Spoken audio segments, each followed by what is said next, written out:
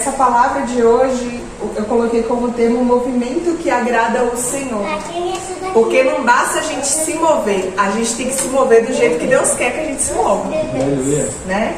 Então, em alguns momentos da nossa vida, Deus, Ele requer de nós que a gente silencie, que a gente fique quieto, né? Que a gente fique quieto, que a gente fique em silêncio, para que Ele possa atuar, né? Para que Ele possa entrar com socorro, entrar com provisão, né? Para que Ele intervenha em nossas vidas, somente Ele, assim, Ele.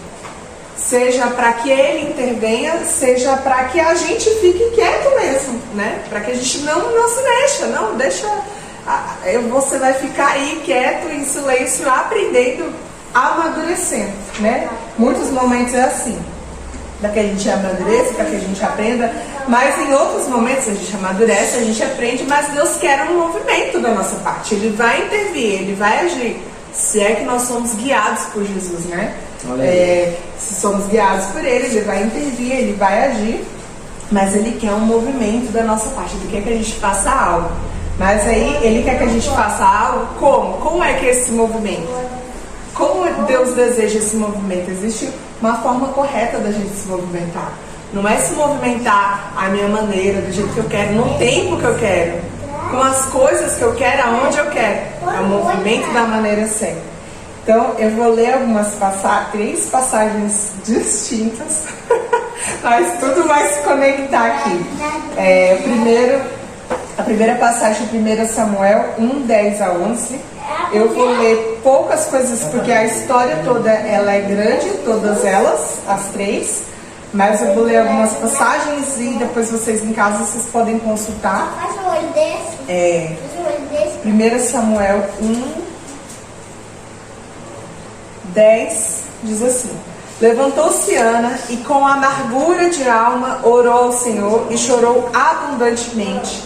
E fez um voto dizendo: Senhor dos exércitos, se benignamente atentares para a aflição da tua serva, e de mim te lembrares, e da tua serva te não esqueceres, e lhe deres um filho varão, ao Senhor o darei por todos os dias da sua vida, e sobre a sua cabeça não passará navalha. Ana, após ela sofrer muito tempo por não ter filhos, né? Ela sofreu por não ter filhos, ela sofreu com a Penina, né? com a Mica, a mulher do marido, a outra mulher do marido, né? Que humilhava ela ali. Ela sofreu assim, muito tempo, né? Então assim, eu gosto de imaginar, eu sempre falo isso quando eu estou pregando, que eu gosto de imaginar a cena, como que era a casa da pessoa, como era a relação das pessoas ali, né? Como que ela se vestia, como ela era. Então eu fico imaginando assim, como que ela foi sustentando esse sofrimento por tanto tempo. Porque aqui já é no início do capítulo, né? Samuel 1. Então no início do capítulo ali fala que ela por um tempo ela não comia, né? Ana não comia, ela se contristava, ela estava triste. Então assim, eu fico imaginando por quanto tempo essa mulher passou chorando, sofrendo, triste, carregando aquele sofrimento. Muitas vezes nós somos assim, a gente vai carregando o sofrimento, né? E aí chegou um determinado momento que ela foi lá com amargura de alma, porque certamente se ela estava amargurada, ela deveria estar muito mal, ela deveria estar triste, ela deveria estar assim, se arrastando. E aí ela decidiu fazer o que? Uma entrega, né? Então assim, ela decidiu entregar a sua aflição e ela pediu ao Senhor um filho. Senhor, eu quero um filho varão, mas eu estou te dando. Ela entregou duas coisas. Ela entregou a aflição dela, ela entregou o coração dela, ela entregou a adoração dela, as preocupações dela, tudo aquilo que doía nela, ela entregou ao Senhor. E ela entregou o que ela mais pedia, que era um filho. Ela entregou o bem que ela estava pedindo, ela dedicou ao Senhor. Olha só que forte, né? Além dela entregar e falar: olha, Senhor, todo esse problema aqui eu entrego diante do Senhor. Eu não quero mais sofrer, eu não quero mais viver esse sofrimento, eu não quero mais carregar esse sofrimento, eu entrego para Ti. Eu te peço uma coisa, e essa uma coisa eu estou entregando e dedicando ao Senhor. Veja isso. Quantos de nós somos capazes de fazer uma oração dessa? Senhor, eu estou pedindo ao Senhor um filho, mas eu vou te devolver esse filho. Senhor, eu estou te pedindo uma casa, mas eu vou te devolver essa casa. Senhor, eu estou te pedindo um carro, mas eu vou te devolver esse carro. Senhor, eu estou pedindo provisão financeira, mas eu vou te devolver essa provisão financeira. Será que nós somos corajosos a esse ponto? Deus, quando o Senhor ele ouviu aquela aflição de Ana, eu creio que ali ele se agradou, se alegrou e ele atendeu o coração dela. Por quê? Porque ela fez uma entrega. Então aqui eu aprendo que o movimento que o Senhor queria de Ana era a entrega. E eu aprendo que uma das coisas que o Senhor quer, o movimento que o Senhor deseja é o movimento.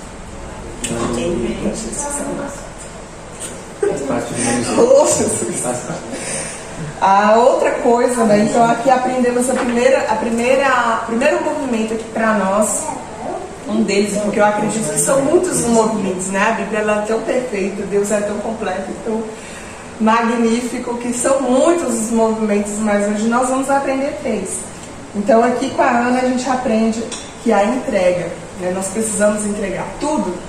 Sabe aquele louvor? Tudo entregarei, tudo deixarei. Sim, por ti, Jesus bendito, tudo deixarei, tudo entregarei. Então, em 2 Reis, agora, próxima passagem, 2 Reis 4, 18. 2 Reis 4. Isso. A partir do verso 18. Vou tentar ler rápido. A história é longa. A história é a seguinte: Eliseu, ele é recepcionado na casa da sunamita. Ela tem um marido já velho e ela decide fazer um quarto, né? Aqui diz que ela é uma mulher rica, né? Então assim, ela decidiu fazer um quarto para ele repousar quando passasse por ali, né? Então por essa recepção, pela hospitalidade, eu creio que Eliseu ficou muito impactado, né? Ficou impactado com a recepção dela e ele decidiu profetizar sobre ela alguma coisa. Eu quero abençoar, eu preciso abençoar essa mulher. E aí, aqui vou voltar um pouquinho, no verso 15 diz assim: disse Eliseu, pediu para o servo dele, né? O moço dele, a pessoa que andava ali, o discípulo dele. Chamando ele, ela se pôs à porta. Disse-lhe o profeta: por este tempo, daqui a um ano, abraçarás um filho. Porque ela não tinha filho, né? O marido dela já era velho, eles não tinham filhos. Ela disse: não, meu senhor, homem de Deus, não mintas a tua serva. Concebeu a mulher e deu à luz um filho, no tempo determinado, quando fez 1 ano, segundo Eliseu lhe disseram. Então assim, ela não tinha filhos. Depois de 1 ano que Eliseu profetizou, ela foi lá e teve filho. No versículo 18 diz assim: tendo crescido o menino, saiu certo dia a ter com seu pai, que estava com os segadores. Eles foram trabalhar. O pai dele estava trabalhando. Disse ao seu pai: ai, minha cabeça. Então o pai disse ao seu moço: leva-o à sua mãe. Ele o tomou e o levou à sua mãe, sobre cujos joelhos ficou sentado até o meio-dia e morreu. Então ela ficou com ele ali no colo, né? Até o meio-dia. Subiu ela e o deitou sobre a cama do homem de Deus, fechou a porta e saiu. Então ela subiu, deixou o menino lá morto, lá no quarto que ela preparou para Eliseu. Ela deixou lá, né? E saiu. Chamou a seu marido e lhe disse: manda-me um dos moços e uma das jumentas, para que eu corra ao homem de Deus e volte. É só isso que ela falou, né? Perguntou ele: por que vais a ele hoje? Não é dia de festa da lua nova, nem sábado. Ela disse: não faz nada. E não falou mais nada, por isso. Então fez ela abalbar a jumenta e disse ao moço: guia e anda, não te detenhas no caminhar, senão quando eu te disser. Ou seja, não pare, enquanto eu não te disser. Partiu ela, pois, e foi ter com o homem de Deus ao Monte Carmelo. Vendo-a de longe o homem de Deus, disse a Gease, seu moço. Ou seja, Eliseu a viu de longe e falou com Gease, o moço dele: eis a sunamita. Olha lá, ela está vindo, ela está chegando. Corre a seu encontro e diz-lhe: vai tudo bem contigo, com teu marido, com o menino? Ela respondeu, tudo bem. Então assim, Eliseu pediu para o moço, o Geazi, ir lá e falar com ela, perguntar se estava tudo bem. Porque eu acredito que quando Eliseu viu, ele deve ter pensado assim, olha a aflição, essa mulher, ela não está bem. Essa mulher está correndo, está vindo de longe, eu estou vendo que ela não está bem, não está legal. Só que ela falou para ele o quê? Tá tudo bem. Tá tudo bem. Chegando ela, pois, ao homem de Deus, ao monte, abraçou-lhe os pés. Então se chegou Geazi para arrancá-la, mas o homem de Deus lhe disse, deixa, porque a sua alma está amargurada e o Senhor me encobriu e não me manifestou. Então Deus não falou com ele também, né? Primeiro, assim, ele estava ali aflito, tentando entender o que estava acontecendo, mas Deus não revelou para ele. Disse ela, pedi eu a meu senhor algum filho? Não disse eu, não me enganes? Porque ela não pediu, né? Ela de fato ali, quando ela fez ali, o que ela fez, hospedou ele por amor, né? Por carinho, por consideração, mas não pediu nada. Mas ela foi abençoada, né? Disse o profeta Geazi, destinge os lombos, toma o meu bordão contigo e vai. Se encontrares alguém, não o saúdes, e se alguém te saudar, não lhe respondas. Põe o meu bordão sobre o rosto do menino. Ou seja, ela foi até Eliseu, para que Eliseu, para conversar com Eliseu sobre a questão dela. O filho dela morreu e ela queria o quê? Resolver com Eliseu. E Eliseu estava mandando alguém para ir resolver, né? Para ir lá no menino. Porém, disse a mãe do menino, tão certo como vive o Senhor, Deus, e vive a tua alma, não te deixarei. Então ela se levantou, então ele se levantou e a seguiu. Então, até aqui, depois vocês leem o resto, o menino ressuscitou. Glória a Deus. Depois de um tempo o menino ressuscitou. Glória a Deus, Senhor. Então assim, ela hospedava Eliseu por gratidão lançou uma palavra sobre ela, né? Sobre essa palavra o Senhor a abençoou, ela teve um filho, o menino cresceu um pouquinho, o menino morreu, e aí assim, aí a gente já vê a situação, né? Como eu gosto de imaginar, eu já imagino, poxa, a mulher não queria, mas ela engravidou, ela se afeiçoou ao menino, se apegou e de repente esse menino morre. E aí quando ela vai para resolver a situação, ela não fala para ninguém.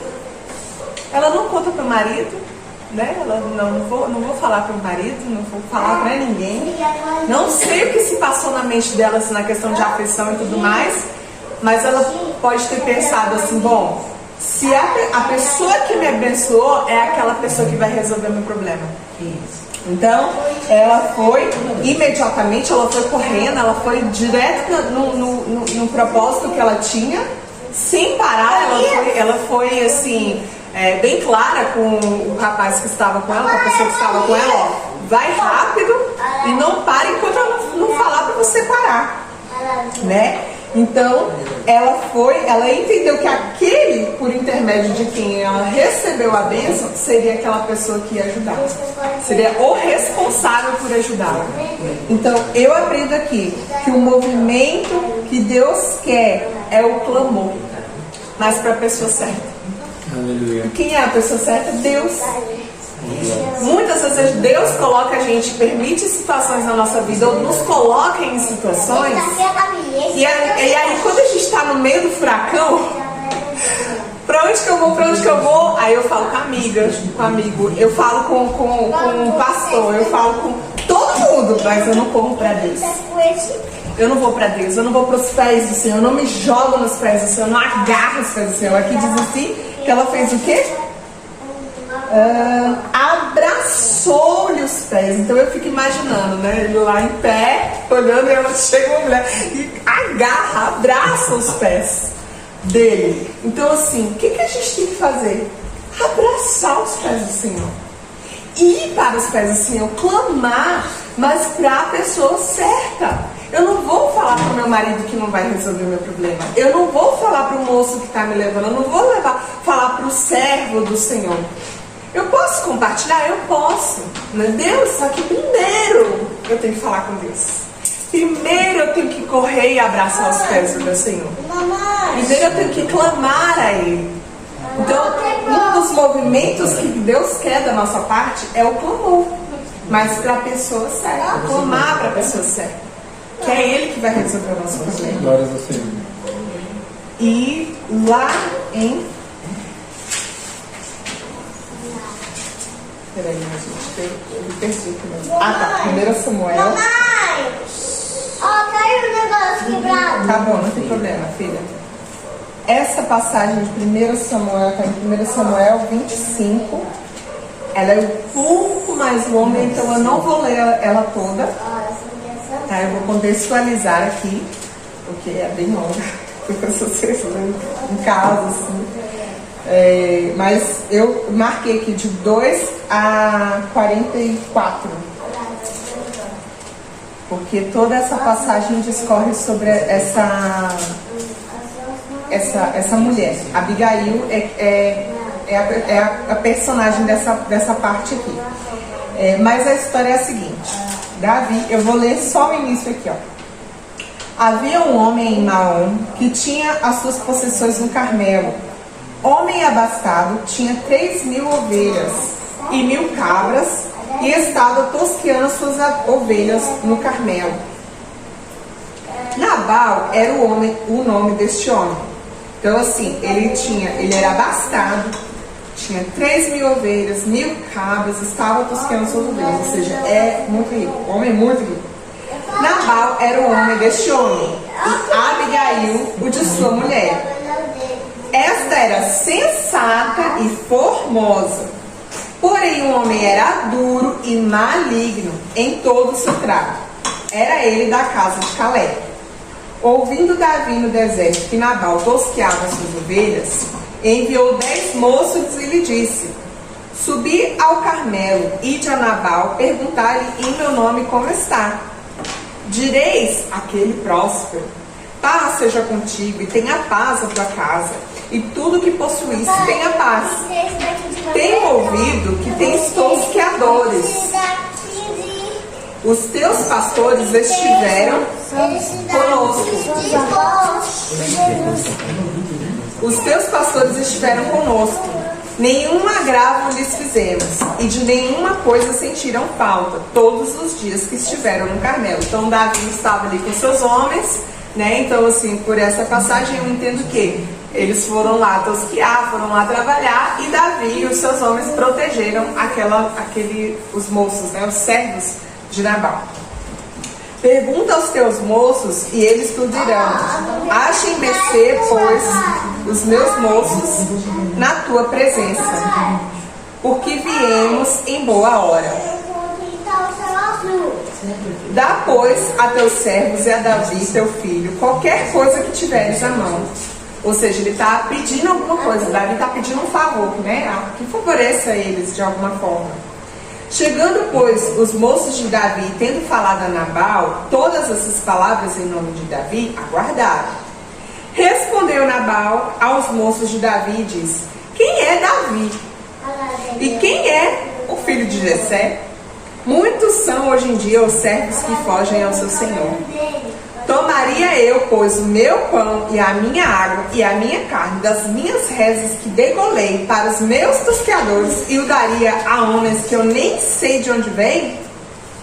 Então os moços de Davi puseram-se a caminho, voltaram e, tendo chegado, lhe contaram tudo segundo essas palavras. Pelo que disse Davi aos seus homens: cada um cinja a sua espada. E cada um cingiu a sua espada. E também Davi a sua. Subiram após Davi uns 400 homens. Eu fico imaginando 400 homens nervosos, irados. E 200 ficaram com a bagagem. Nesse meio tempo, um dentre os moços de Nabal o anunciou a Abigail, mulher deste, dizendo. Então aqui eu vou começar a contextualizar, porque o texto é muito longo, a história é muito longa. Então assim, Nabal despertou a ira de Davi, né? Ele afrontou a Davi, né? Ele foi bem grosseiro, ingrato, e Davi ficou furioso. Eu fiquei imaginando aquela cena de Troia, sabe aquele filme Troia, 300, um monte de homem armado, correndo. Eu fico irado, sabe? Porque eu fico imaginando a cena, né? Eu entro na história. E aí teve um moço que foi lá e falou com a Abigail. E a Abigail aqui atrás diz assim, ó, mulher essa sensata e formosa, né? Então aí já diz assim, ó, mulher virtuosa. Então assim, o moço sabendo, né, aquele servo ali sabendo, foi lá e falou diretamente com ela. Explicou a situação, contou pra ele, olha, seu marido fez dessa forma, Davi está assim, você precisa nos livrar. Então eu acredito que aquele moço já estava vendo, igual eu, assim, vendo a cena, sabe? Daquele monte de homem vindo. Então a Abigail, ela tomou uma posição. Ela tomou uma posição e ela também ficou, assim como a sunamita, ela também não falou nada para Nabal. Ela resolveu, não, eu vou interceder por essa situação. Então aqui diz assim no versículo 18: então Abigail tomou a toda pressa, eu fico imaginando, né? Pega rápido, a toda pressa, 200 pães, 2 odres de vinho, 5 ovelhas preparadas, 5 medidas de trigo tostado, 100 cachos de passas e 200 pastas de figos, e os pôs sobre jumentos. Então eu também fico imaginando aquela carga de coisas que ela levou para Davi, né? E quando a gente lê assim, a gente passa correndo, né? Só que eu fico assim, gente, é coisa pra caramba. Muita coisa. Quantos jumentos levaram, né? Muita coisa. Então ali ela pegou tudo aquilo e foi. E disse aos moços: ide adiante de mim, pois vos seguirei de perto. Porém nada disse ela a seu marido Nabal. Então ela não disse nada. Ela foi lá para resolver. Então, sem anunciar ao marido dela, ela preparou os presentes e foi a toda pressa, com todo aquele arsenal de coisas, né? E aí lá no versículo 23 diz assim: vendo, pois, Abigail a Davi, apressou-se, desceu do jumento e prostrou-se sobre o rosto diante de Davi, inclinando-se à terra. Então ela prostrou-se o rosto diante de Davi, inclinando-se à terra. Então, diferente do que a sunamita fez, ela ainda foi mais, ainda colocou a cabeça, né, a testa lá no pó, né? E aí ela fala, depois vocês leem a declaração aí, para quem vai ver o vídeo depois, vocês peguem a Bíblia de vocês, leiam a Bíblia de vocês. Mas ela explica ali, ela leva os presentes e ela fala bem aqui, ó, no versículo 27. Este é o presente que trouxe a tua serva ao meu senhor, Davi. Seja ele dado aos moços que seguem ao meu senhor. Então, o que ela pensou? Lá atrás, Davi estava querendo alguma coisa. Davi falou, ó, eu quero alguma coisa aí. Nabal não quis dar nada, nem água, nem carne, nem pão, nem vinho, nem nada. Ela pensou, cata tudo que tem, pega o melhor que tem aí, que eu vou levar. E aí depois que ela fala do presente, aí ela começa a falar, perdoa a transgressão. Se algum homem se levantar para te perseguir e buscar a tua vida, então a tua vida será atada no feixe dos que vivem com o Senhor. Então ela ali, ela pede pela misericórdia, ela dá presente, e aí ela fala com ele, ela começa a conversar com ele para convencê-lo de não fazer o mal que ele havia planejado. Então houve toda uma estratégia. Entende? A Abigail, ela foi estratégica. Ela não fez qualquer coisa. Ela não foi lá histérica. Não, eu vou falar com o Davi, porque isso não vai acontecer. Ela não foi histérica. Ela não falou com Nabal, porque, né? Mulheres têm uma questão complicada. Porque eu acho que se fosse eu teria falado, homem, o que você fez? Né, amor? O que você fez? Prejudicou a nossa casa. Tá aí, né? É isso! Prejudicou a nossa casa. Então, assim, eu fico imaginando uma mulher tola mesmo. O que uma mulher tola faria? Se Abigail era uma mulher sensata, o que uma mulher tola faria? Né? Então, assim, ela não foi falar com Nabal, ela não foi jogar na cara que os homens que são servos lá de Nabal poderiam morrer e elas ficarem desamparadas, porque se ele era muito rico, ele deveria ter muitas servas, muitas mulheres, muitas crianças, esses homens deveriam ter muitas mulheres, crianças, enfim, era muita gente que eles deviam ter. Então, se eles tinham muitos homens, tinha mulher, tinha criança. Então, eu devo imaginar assim, nossa, ela deve ter ficado apavorada, mas ela respirou fundo e falou, não, peraí, eu vou fazer uma melhor. Eu vou devagar, eu vou com presente, né? Isso que Davi quer, então eu vou dar presente pra ele. Né? Vinho que ele quer, né? Pão que ele quer, eu vou dar. 30 minutos já? Eu vou terminando. Então, ela foi estratégica. Então aqui eu creio que o movimento que Deus quer da nossa parte através dessa lição é estratégia. Não basta ir lá interceder para Abigail, não bastava ir lá e se jogar aos pés, colocar a cabeça no pó, porque ela fez um movimento de humilhação também, né? Houve um movimento de humilhação. Ela foi lá, assim como a Sunamita se jogou aos pés, mas ela colocou a cabeça no pó, porque ela pensou, se eu morrer, eu já morro aqui mesmo. Eu tô aqui. Deve ter pensado, né? Não sei se ela pensou, mas ela deve ter pensado isso. Se eu morrer, eu já morro aqui humilhada. Pôs a cabeça no pó. Mas não bastava isso. Ela precisou ter uma estratégia. Ela não falou com o marido, ela precisou ficar em silêncio. Ela levou presentes, ela se jogou, se humilhou e ela conversou. Ela intercedeu pela situação. Ela elogiou Davi. Ela reconheceu o erro do marido. Olha só, bem aqui, ó, ela fala bem assim, ó. Agora, pois, aqui, ó. Não se importe o meu senhor com este homem de Belial, a saber, com Nabal. Porque o que significa o seu nome, ele é. Nabal é o seu nome, a loucura está com ele. Eu, porém, tua serva, não vi os moços de meu senhor que me enviaste. Olha só, eu não vi os moços do meu senhor. Eu não vi os teus moços. Ela está assumindo a culpa. Ela fala para ele não se atentar a Nabal e ela está assumindo a culpa. Então, ela fez todo aquele movimento, mas ela se responsabilizou. Ela não fez assim, não, aquele homem é um insensato, que ele morra, né? No meu lugar. Não. Eu não vi os moços. Aqui eu creio que ela estava assumindo assim, ó, eu sou responsável pela minha casa também. Eu sou a pessoa que administra o meu lar e eu não estava vendo. Então ela foi estratégica. Ela foi lá, ela se humilhou, ela intercedeu e ela foi estratégica. Então o que Deus nos ensina aqui é que nós devemos ser estratégicos. Não basta a gente ir lá interceder, não basta a gente se humilhar.